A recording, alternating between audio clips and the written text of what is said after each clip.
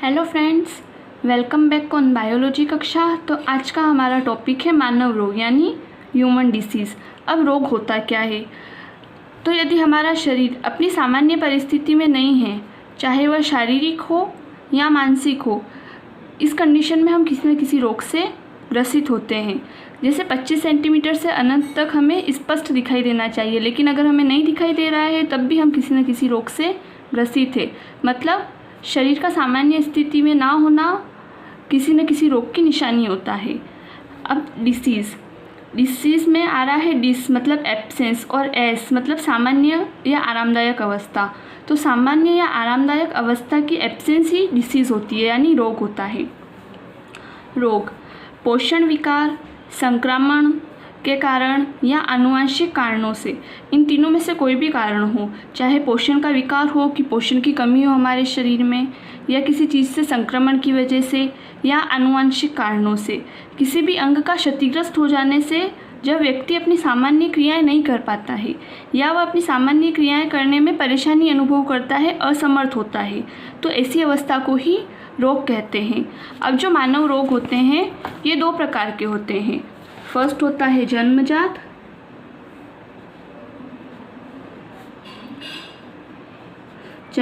रोग और दूसरा होता है उपार्जित रोग।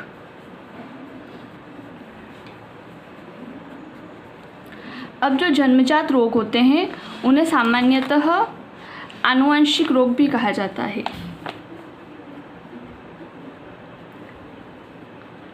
आनुवंशिक रोग, ठीक है। अब ये जो जन्मजात रोग होते हैं इन्हें दो भागों में बांटा गया है।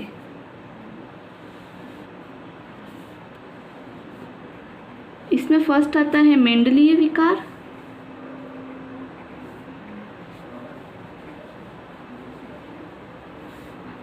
और सेकंड आता है गुणसूत्रीय विकार।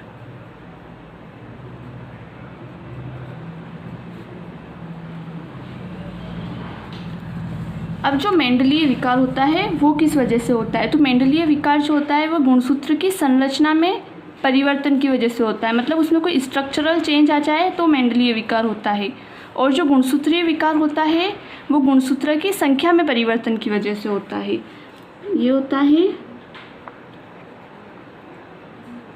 गुणसूत्र की संरचना में परिवर्तन के कारण, और ये होता है गुणसूत्र की संख्या में परिवर्तन के कारण। अब मेंडलीय विकार के एग्जाम्पल क्या है? फर्स्ट आता है हीमोफीलिया और इसी में सेकंड आता है वर्णांधता। इस वर्णांधता में कलर के बारे में सही पता नहीं चल पाता है। गुणसूत्रीय विकार में आता है एग्जाम्पल क्लाइनफेल्टर सिंड्रोम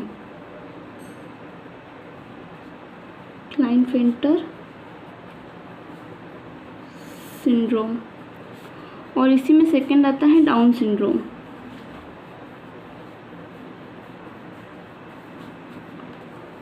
अब आते हैं उपार्जित रोग। तो उपार्जित रोग होते हैं ये जन्म लेने के बाद किसी न किसी वजह से होते हैं। जन्म लेने के बाद होने वाले रोग है ये। अब ये जो है इनको भी दो भागों में बांटा गया है। इसमें फर्स्ट होते हैं संक्रामक रोग और दूसरे होते हैं असंक्रामक रोग। संक्रामक रोग और असंक्रामक रोग। अब हम रोग से जुड़ी हुई कुछ परिभाषाएं देखेंगे। तो फर्स्ट आती है रोग कारक यानी पैथोजन। अब पैथोजन क्या होता है? सूक्ष्मजीव जो शरीर में रोग को उत्पन्न करते हैं, तो जो रोग के कारक होते हैं मतलब जो रोग उत्पन्न करने वाले। तो इसका एग्जाम्पल जैसे प्लाज्मोडियम, तो जैसे मलेरिया होता है वो प्लाज्मोडियम की वजह से होता है।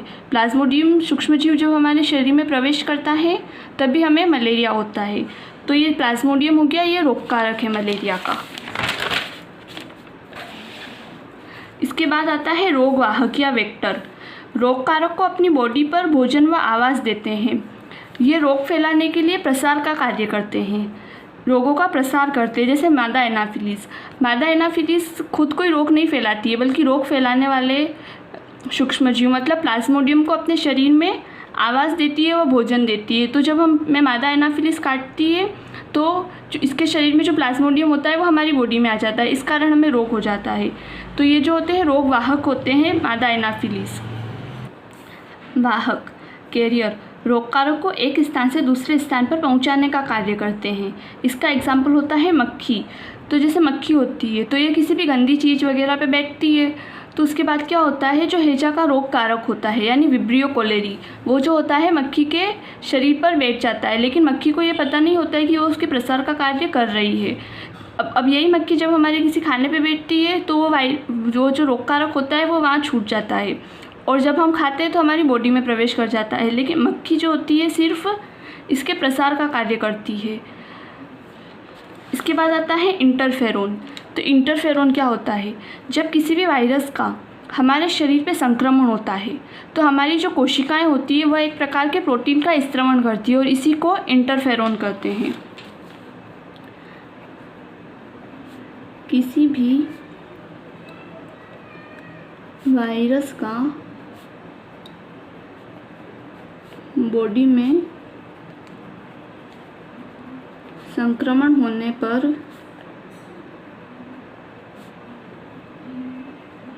हमारी जो सेल्स होती है वे एक प्रकार के प्रोटीन का स्त्रवण करती है। यही प्रोटीन जो होता है इंटरफेरोन कहलाता है।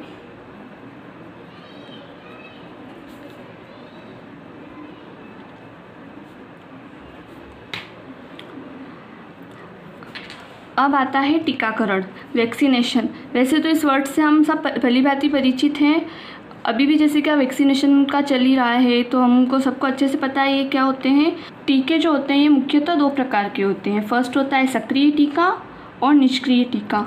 तो सक्रिय टीके में क्या होता है, किसी भी रोग कारक को जिसकी वजह से रोग फैलता है उसी को निष्क्रिय अवस्था में हमारे शरीर में प्रवेश करवाया जाता है, और इसके विरुद्ध जो एंटीबॉडी बनती है वो हमारे शरीर में ही निर्मित होती है। जब वो जो निष्क्रिय अवस्था में प्रवेश करवाया जाता है सूक्ष्मजीव तभी बनती है हमारी बॉडी में। इसमें रोग कारक को निष्क्रिय या मृत अवस्था में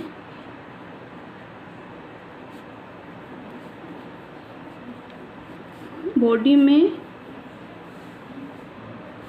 प्रवेश करवाया जाता है। और इसी प्रकार से निष्क्रिय टीके में क्या होता है, इसमें जो होता है डायरेक्ट एंटीबॉडी को ही हमारे शरीर में प्रवेश करवाया जाता है।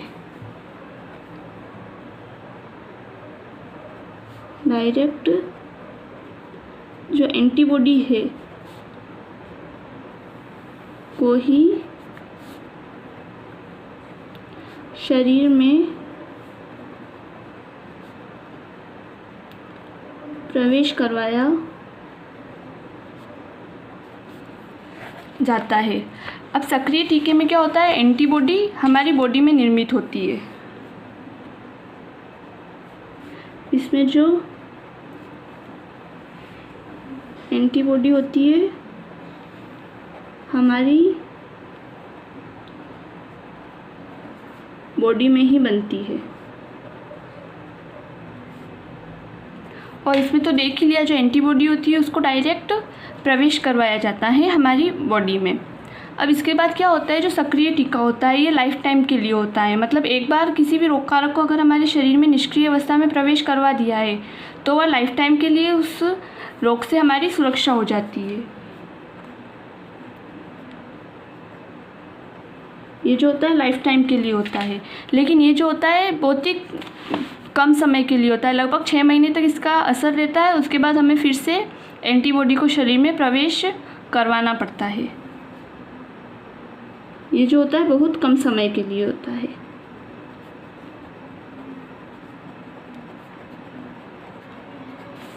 अब इसका एग्जाम्पल क्या है?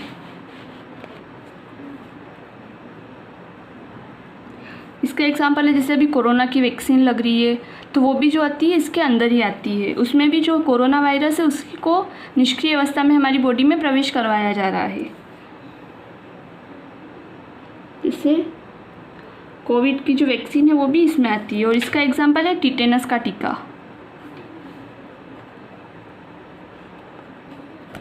तो टिटेनस के टीके में डायरेक्ट एंटीबॉडी को ही बॉडी में प्रवेश करवाया जाता है। अब आता है एंटीजन क्या होता है। तो एंटीजन वो होता है कोई भी फॉरेन पार्टिकल है वो हमारी बॉडी में प्रवेश करता है जिसके कारण हम रोग से ग्रसित होते हैं, तो उसको एंटीजन बोलते हैं। वह बाहरी पदार्थ या सूक्ष्म जीव जो हमारे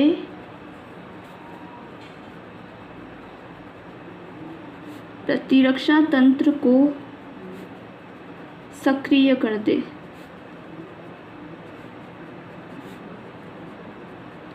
उसको एंटीजन कहते हैं। ये जो एंटीजन होते हैं ये सजीव भी हो सकते हैं और निर्जीव भी हो सकते हैं।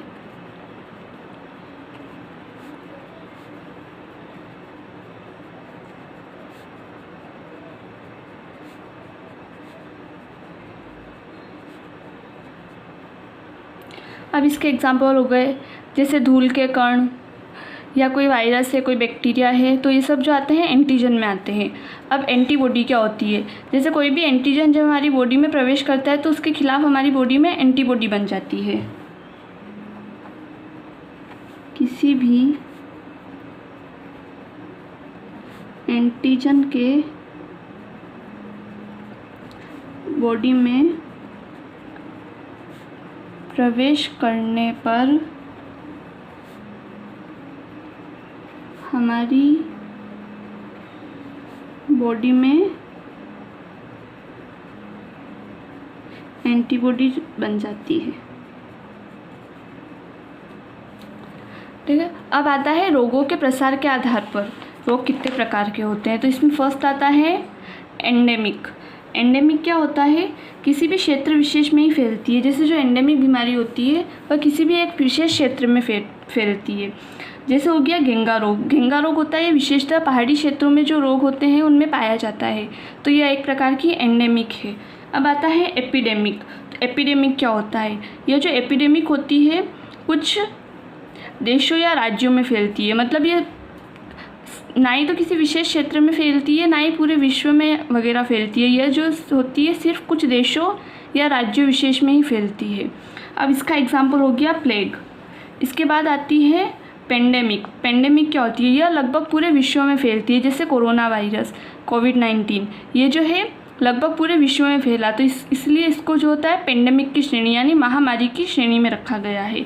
स्वाइन फ्लू भी एक ऐसी बीमारी है, पेंडेमिक या महामारी। अब आते हैं संक्रामक रोग। अब संक्रामक रोग भी बहुत सारे होते हैं और इसकी कुछ कैटेगरी बनाई हुई है। जैसे वायरस से होने वाले रोग वायरस जनित रोग, बैक्टीरिया से होने वाले रोग बैक्टीरिया जनित रोग और प्रोटोजोआ से होने वाले प्रोटोजोआ जनित रोग। अब इन रोगों के बारे में वायरस जनित, बैक्टीरिया जनित और प्रोटोजोआ जनित हम आने वाले वीडियोस में बहुत ही डीप में पढ़ेंगे। तो फ्रेंड्स, अगर आपको यह वीडियो हेल्पफुल लगा हो तो वीडियो को लाइक करें और ऐसे ही और वीडियोस के लिए चैनल को सब्सक्राइब ज़रूर करें।